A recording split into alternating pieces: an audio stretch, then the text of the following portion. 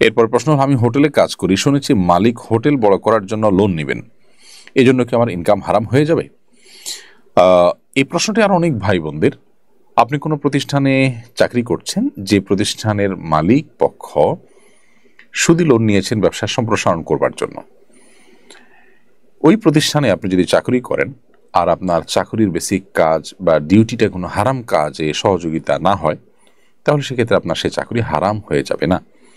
Company সুদি loan নিয়েছে, এর কারণে আপনার উপার্জন বা উপার্জিত অর্থ, আপনার বেতন, সেটি হারাম হয়ে যাবে না। কারণ আপনি যে টাকাটা বৈধ কোনো কাজ করে পরিশ্রম করে পারিশ্রমিক হিসাবে গ্রহণ করেছেন, সেই টাকাটাই যে সুদি যে লোন নিয়েছেন হুবহু ওই সুদি লোনের টাকা বা সুদের টাকা, এটা আপনি নিশ্চিত নন।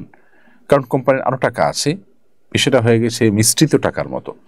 আপনি এরকম কোম্পানি যারা সুদ নির্ভর কাজ করে থাকেন বা সুদি লোন নিয়ে বৈধ বা সাধারণ ব্যবসা পরিচালনা করে থাকেন, এরকম কোম্পানিকে অ্যাভয়েড করে অন্য কোনো কোম্পানি যেতে পারলে ভালো হয় সন্দেহাতীতভাবে, কিন্তু আপনার এই উপার্জন হারাম হয়ে যাবে না। অর্থাৎ এর কারণে আপনার কোম্পানি চেঞ্জ করাটা আপনার জন্য আবশ্যক হয়ে যাবে না।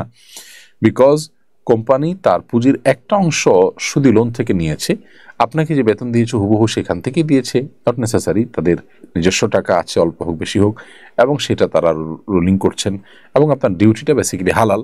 সো এটার উপর ভিত্তি করে, সন্দেহের উপর ভিত্তি করেই শুধুমাত্র আপনার টোটাল উপার্জন হারাম হয়ে যাবে না। অতএব কোম্পানি সুদি কারবার করাতেই আপনি সেখানে চাকরি করলে হারাম হয়ে যাবে, ব্যাপারটি এতটা সহজে সমীকরণ করবার মতো নয়। সরকার আইএমএফ এর প্রেসক্রিপশন অনুযায়ী বিভিন্ন পণ্য নতুন করে আরও ভ্যাট আরোপ করতে যাচ্ছে বলে খবরে প্রকাশ।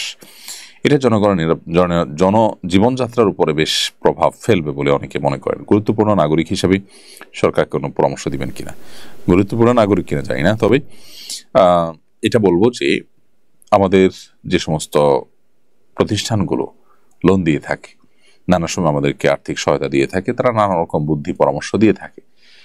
এইসব পরামর্শের সবগুলোই যে আমাদের জন্য খারাপ আমি তা বলছি না, তবে অনেকগুলোই আমাদের জন্য আসলে ভালো নয়। দেশে বিশেষ করে বর্তমান যে চলমান অচলাবস্থা চলছে, অনেকটা দীর্ঘদিন পর্যন্ত মানুষ আর্থিক কষ্টে ভুগছে, বাজার নিয়ন্ত্রণ করা কঠিন হচ্ছে নানা কারণে। এর মধ্যে যদি আবার বিভিন্ন পণ্যের উপরে ভ্যাট বেড়ে যায়, তাহলে সেক্ষেত্রে সেটা মানুষের জন্য কষ্টের কারণ হবে। যদিও অর্থ উপদেষ্টা কিংবা গভর্নর মহোদয় দুজনের কোনো একজনের বক্তব্য আমি শুনেছি যে তারা বলেছেন যে এখানে আসলে মানুষের জীবন জীবিকা বেঁচে থাকা নির্ভর করে যেসব পণ্যের উপরে, সেগুলোর উপর ভ্যাট আরোপ করা হয়নি, কিন্তু মূলত অন্য জায়গায় ভ্যাট আরোপ করলেও তার প্রভাব জীবন জীবিকার উপরে পড়ে। যার কারণে এই ব্যাপারটাতে সরকার, আমার মনে হচ্ছে যে আইএমএফ এর প্রেসক্রিপশন অনুযায়ী কাজ করা উচিত নয়, বরং আইএমএফ এর সাথে দরবার করা উচিত। একটা রাষ্ট্রের যদি অপচয় রোধ করা যায়, অপচয়টা যদি আমাদের দেশে আমরা বন্ধ করতে পারি, সরকারের টাকার যেভাবে সেভাবে খরচ করার যে একটা আপনার টেন্ডেন্সি আছে, সেটা যদি বন্ধ করা যায়, তাহলে আমার মনে হয় যে আমাদের দেশে অনেক আর্থিক অনটনের জায়গাগুলো ঘুষে যাবে এবং আমাদের প্রচুর পরিমাণ অর্থ এখানে বেঁচে যাবে, এবং এই ভ্যাট ইত্যাদি বাড়াবার প্রয়োজন সেক্ষেত্রে হবে না। আমার মনে হয় সেদিকে বরং নতুন সরকার বা নতুন পরিস্থিতিতে তারা মনোযোগ দেওয়া উচিত।